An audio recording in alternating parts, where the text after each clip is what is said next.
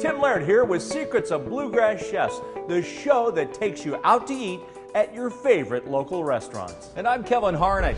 We've been to a lot of great restaurants through the years, and while many are now part of local history, their flavor and recipes live on. So join us now for a tasty blast from the past on a Secrets of Bluegrass Chefs Rewind. Right now on Secrets of Bluegrass Chefs, a state-of-the-art kitchen. You have all the coolest toys. I just want to tell you. At one of our state's top restaurants for fine dining. Wonderful. Wonderful. You'll see what this historic building looked like before. All solid limestone, 150-year-old walls, door jambs. And what it took to bring it back to life as Corbett's An American Place. I mean, a lot of fun here at Corbett's American Place. From demolition, A big pile of rubble here, folks. to restoration. It's fantastic. Get all the secrets behind the innovative food coming out of the kitchen. But the fun part about Yes. this is we're going to make lollipops out of avocado mousse. It's a special look inside Corbett's right now on Secrets of Bluegrass Chefs. This is what makes it fun.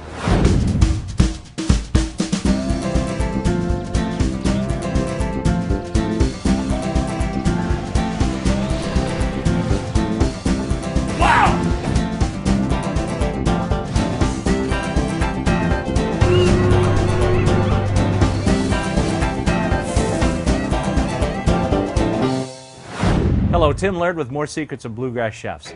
This time, I'm sitting at the porch of what was Kentucky's first dairy farm. Now, it's one of the state's finest restaurants. It's Corbett's An American Place, bearing the name of its owner and head chef, Dean Corbett, long known as the Dean of Louisville Chefs. We want everybody that walks in here, Tim, to feel like they've had the best dining experience from top to bottom, from the greeting to the exit in the city of Louisville. And it truly is a special place. It's fabulous. The menu is always inventive, with new interpretations of classic dishes. Everyone is unique, different, and delicious. And everything is created with the finest quality ingredients, most of which come from right here in Kentucky. We have a gentleman out here actually in Prospect off Rose Island Road that's raising all our rabbits, all our chickens, some of the eggs, quail eggs. We bring in red wattle hogs from the people that own Blue Dog Bakery. They raise red wattle hogs. Local lettuces, cheeses, you name it. If it's grown in Kentucky, you'll probably find it here. And what better way to enjoy fresh local flavors than this? It's a stunning dining room in a building that dates back to the early 1900s. And it didn't always look like this. In fact, back in 2006, the home was in disrepair, in need of rescuing to say the least. That's when Chef Dino stepped in. And we were there when the challenging restoration began. What you see behind me is a house that was built in 1916 and was the original Von Allman Dairy Ranch. A lot of history in this house. The original beadboard ceiling will be kept, as will the pillars. A big pile of rubble here, folks. The remainder of what was once the screen porch of the Von Allman Dairy Ranch. This is actually going to be converted into one of two private dining areas for private parties. It should hold anywhere between 8 and 12 people. This kitchen, certainly a wonderful kitchen by any standards. Quite a bit dated, of course, but you've got Sub-Zero and some fine appliances here. This will be demolished and make room for the new kitchen.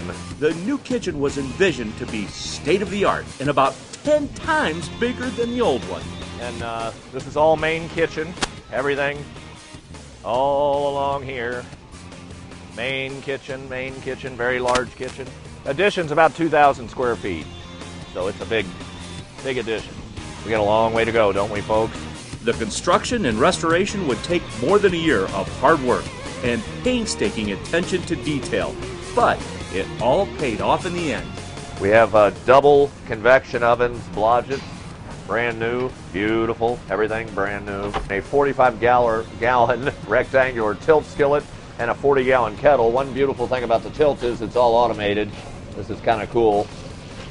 This is the Globe mixer, fully automated with a little safety bracket on it. This is an ice cream maker from Italy, makes 3 gallons in an hour. Of course, we have the Roboku Industrial R4, which is just a monster little unit. This is what's called a salamander. So this is a tool which you would do, which lights up, and you can do things like hot browns, French onion soup. Another cool tool in the Corbett's kitchen is what's called an anti-griddle. Instead of getting hot, it gets cold. Way below zero, in fact. Chef Dino is putting it to use right now as he prepares a one-of-a-kind salad topped with an avocado lollipop. This is actually grown mosh. This is traditionally a French lettuce, but you don't see it grown locally, or you really never have until recently when Greg Graft at Grateful Green started growing this. Here's the mosh. Of course, this lettuce, which is already picked and cleaned. These come in growth pods, individual pods, where the they stay alive. Basically, this is a living thing. We're gonna add these are pickled onions, straight onions, sautéed off, butter, little sugar, and red wine vinegar. That's it. These are beets from a local farmer. We have Dave Gary, wonderful. These are candy striped, red, pink. He's got white, purple, golden beets, every kind. This guy's just wonderful. This is just a little straight vinaigrette of fresh orange juice, a little cilantro oil, fresh cilantro, and a little chive oil in there. Not much either, just a touch. And we're just see how very, very lightly tossing it. So we also have local melon. I'm gonna let you put melon dead center. This is a compressed red melon, seedless, very tasty. You gonna trust me with this? Absolutely. We're gonna take just a little bit of this. Now let's go back and find our friends, the beets and the onions. So I'm telling you, this is it. yeah, we're gonna take just a tiny bit of goat cheese for everybody here. Put that on. This is the goat cheese we're gonna be using. This is a Blue Ledge Farm goat cheese out of Vermont, so it has a little bit of a blue mold line going through it. All right, so there's that. This is a little bit of chive oil. You can go around there and do your little drizzle thing. But the fun part about this is we're gonna make lollipops out of avocado mousse to go on top, just to have fun with using the anti-griddle. Should we do those? Yeah. All right, lollipops, huh? Instead of a hot induction burner, this gets down to 30 below. So we're able to take simple liquids, mousses, purees, whatever, and instantly transform them into lollipops and different things to be able to use as garnishes. You have all the coolest toys. I just want to tell you. We're going to do tiny little... And what kind of mixture is that, This Dino? is just an avocado mousse. Okay, so avocado mousse. Avocado, little creme fraiche. And we're going to stick them. We've got lollipop sticks. We're actually going to put them in there, and then we're going to use a spatula and flip them. But you watch how quick this goes.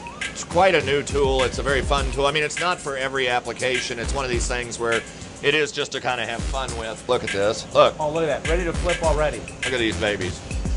Wow. It's like the chef with his new toy. The lollipops go right on top of the salad. Very cool. In more ways than one. Avocado like I've never tasted before. Yum!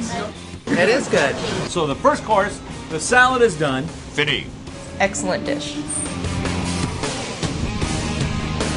We have much more from Corbett's coming up on Secrets of Bluegrass Chefs. Still ahead, wait until you see what it took to restore the 150-year-old basement here. Quite a project indeed. Plus, some other historical gems that were uncovered along the way. They don't make them like these anymore, folks. And it's back to the kitchen for the secrets to an innovative way to serve seafood. I just want to jump in. It's Secrets of Bluegrass Chefs at Corbett's, and there's a lot more to come.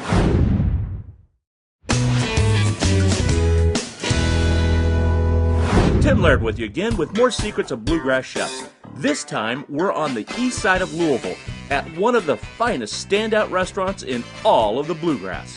It's Corbett's, an American place built both on history and innovation.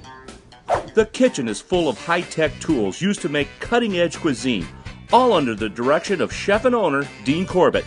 In the dining room, it's a different story. The atmosphere takes you back to a time gone by. This building used to be the mansion of the Von Allman Dairy Ranch, Kentucky's first working dairy operation. It took a lot to bring it back to its original luster, and we were there with Chef Dino throughout the restoration process. There's 4 or 5 original trees, maples, elms, and sweet bay magnolias, which are all going to be we're going to try and retain all of these trees and keep them here if possible, just because they're so beautiful. Of course, they need to be trimmed up a little bit. My goodness, this room, a lot of historical significance. We've got 12-foot ceilings in here, 10 to 12-foot ceilings, beautiful crown molding. These walls are probably 2 feet thick, plus all the I mean, it's amazing. It really is. This was the fuse box here at the house, which has the old porcelain screw-in fuses. Power's off, obviously. Otherwise, I'd have curlier hair than I already have. But they don't make them like these anymore, folks. Fun stuff. Some of the hidden treasures we're finding here in the old house is there's plenty of exposed brick, which we're going to use in the design. That's great old brick. The goal was to preserve as much history as possible in the house, and as you can see today, it's alive and well. The result of the restoration is really something to see. And the food coming out of the new kitchen, it's just as amazing. All right, I'm back here in the kitchen with Dino. Dino, what's going on now? Oh, fresh halibut now, Tim. Oh! Fresh halibut. Fresh halibut. Not quite as expensive version of sea bass, and also completely fresh all the time. Where Chilean sea bass, as you know, you have to get a lot of times now, is frozen at sea. I've cut 8 small portions of this halibut. Sea salt, pepper mix, so very lightly seasoning this, and we use a blend of pumice and olive oil and an induction burner. You can actually put a towel under here or a piece of fabric and actually still saute things through the fabric and not have any heat issue with a fire or anything. Oh, wow. I mean, this is some beautiful fish. The trick with this, as you know, is when it comes up easy off the pan, it's done on it's that done. side. Yeah, it's done on that side. Done, You can and do it a little, sticks to you can the do a little pan. jiggle and see if you got any movement. The jiggle test. I jiggle quite a bit. I'm trying to lose weight. We're going to leave these on there for just another second, then we're going to remove them, and we're actually going to finish the dish with the other ingredients we have. We've got a crust, a little sweet almond pine nut crust that's going to go on top of the fish, and then it's going to be baked.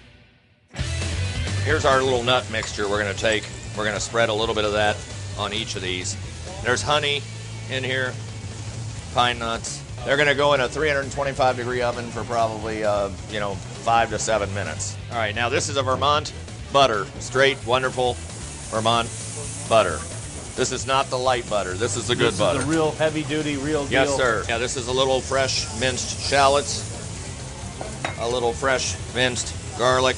That's been cooked ahead, okay? And there's olives. And then there are the olives. Tomatoes. And tomatoes. Little gherkins. We're going to use a little bit of this chive oil and the vinaigrette for the deglazing. Also for deglazing, white wine. We're also going to add a little bit of this and reduce this with these tomatoes and these olives. We got our wonderful Russian River Valley. Smell that. Oh, my goodness. Oh, that is, oh my goodness. Talk about wonderful. I just want to jump in. We're going to add in a little bit of a lobster stock and cream. Along with some fresh squeezed Meyer lemon juice and butter. More of our fun Here we Mr. go. Butter there. Come on. Mr. Cholesterol, Going Dino, in. they call me. Kicking it up. There we go. Might as well. right. We're having fun. We have other goodies going into the sauce. Plain cold water lobster. Oh, Some chives for color. All right, meanwhile, look, here's a roasted pepper puree. So we're going to do, for our fish on the bottom. beautiful. Here is our one. We're going to put our one in there. So here we go. Okay, plate up.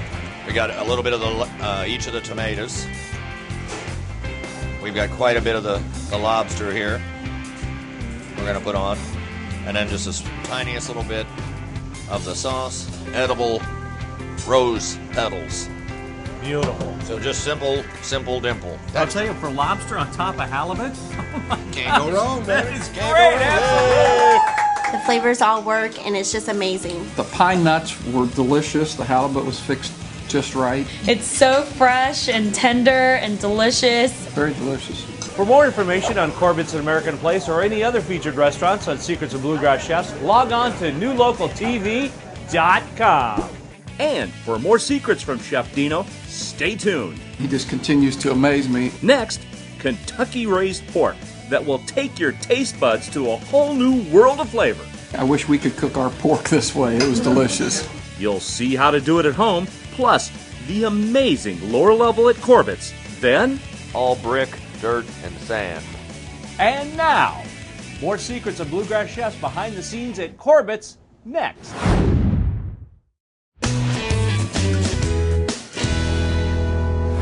Tim Laird with more Secrets of Bluegrass Chefs. This time we're in a state-of-the-art kitchen behind the scenes in one of the top restaurants in the state of Kentucky. we're cooking with Chef Dean Corbett, the visionary behind everything at Corbett's. from the restoration of this historical building to the food and how it's served. So there's about 50 people that make this come together every night, and it is a true production. And we bounce back and forth ingredients, flavor profiles, whether citruses are correct with savory items, whether things are hot enough, sweet enough, whether they're fresh enough. Chef Dino prides himself on using fresh Kentucky-proud ingredients, both as a way to support local farmers and to make sure his guests are always satisfied. Every bite is a different flavor. This is terrific. He also takes a lot of pride in the work that was done to bring this old house back to life. In the beginning, the 150-year-old basement was dark and anything but suitable for fine dining. First time we came down here, the architect, the builder, the designer all said, I said, well, what do you think of the house? All three of them said, the basement's the best part of the house. The first thing everyone saw, and there was a bit of a panic, was a snake skin hanging. Our little friend here, who obviously had some issues along the way, decided to cut tail, so to speak, and run. But if you look at these doors, there's quite a few original chains and bolts, and it really is rather historical. Limestone, 150-year-old walls, door jambs. The floors, all brick, dirt, and sand. I mean, we're basically dealing with dirt, and that's it. So they're going to have to be filled in, sealed, and we're good to go. It took several months to complete, but look at it now. It feels probably like it did in the early 1900s, with the addition of fine food and wine. The lower level offers its own kind of romance, from quiet dinners or special group events. I've never seen anything quite like it. And the same can be said about the food at Corbett's. This pork tenderloin, I've never seen anything like this, Chef. As I told you, the good folks over at Blue Dog Bakery are raising red wattle hogs. When they brought in these hogs, they're 350 pounds apiece. And what we were amazed to see is that all the pork belly and all the tenderloin and everything were bright red. And what they told us is that that is what good pork is supposed to be, red, not white. Watch what Chef Dino does with this. He sears the pork medallions in a pan lined with oil. Lightly flouring on both sides, and then we're going to sear them just like that. See, look, beautiful, browning, right off. Shake, see how they're moving? Perfect. See, I'm doing the sides too, because I want to sear. So that's another thing to do. You do all the sides? That's the secret. A lot of people don't do. They do the top, the bottom. You want to sear all this in, because sauteing is the best way to do this. And look at that. I mean, this is looking like a mini filet, basically. It does. That's the beauty of it. And we're going to put these also in a 350-degree oven. Behind you, we have that veal reduction in our big kettle here. Oh my God, this thing is unbelievable. And then the whole thing is reduced from 50 gallons down to 3. Wow. What I've done is I've taken the reduction, and we're heating that up. But as a flavor component, we're adding in a little bit of red grape mustard. Oh, are you familiar with this? No. It looks like caviar almost. So it's a red grape mustard. And then these are the morels, which have not been cooked, but they've been soaked. Oh, I've never seen a morel this size ever before. What do you think of these? I've got and the reason I'm saying they've been soaked is because you definitely want to check all mushrooms, wild mushrooms, for sand, number 1, and critters, number 2. Those little bugs in there. We're going to add in our morels. 5, 6, 7, 8, 9. One for you. Here it is, Vermont butter coming back butter. into play. And we're just going to put a few pieces of the asparagus in there, so let's do that as well. Or butter. I want this thing to be so rich. So let's bring our pork back out. Now, you can look at this. Oh, wow. All these meats should rest a little bit. Yep. Made kind of a little southwestern corn salsa. Corn relish? Yeah, corn relish. So caramelized onions, roasted peppers, lots of cilantro, fresh sweet corn, quite a bit of hot sauce. When we think about our plate up a little bit, we're going to put our salsa on the bottom. The pork tops the corn, and then in comes the sauce with all its goodies. Asparagus, super nice morel, right on top. And then we did a little fried potato as well. Just for you, Timothy Laird. That is pure heaven. It was so tender and delicious. The pork dish was very tender, something that I've never had before. In this flavor concept, it was really flavorful, really good. The pork was amazing. It was tender, the morel mushrooms combined with it.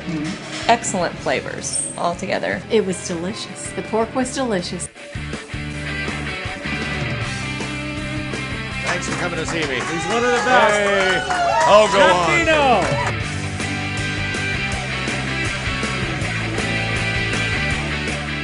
Thanks to Chef Dino and all the wonderful people here at Corbett's at American Place for hosting us today. And thank you for watching. That'll do it for this edition of Secrets of Bluegrass Chefs. I'm Tim Laird, and we'll see you next time.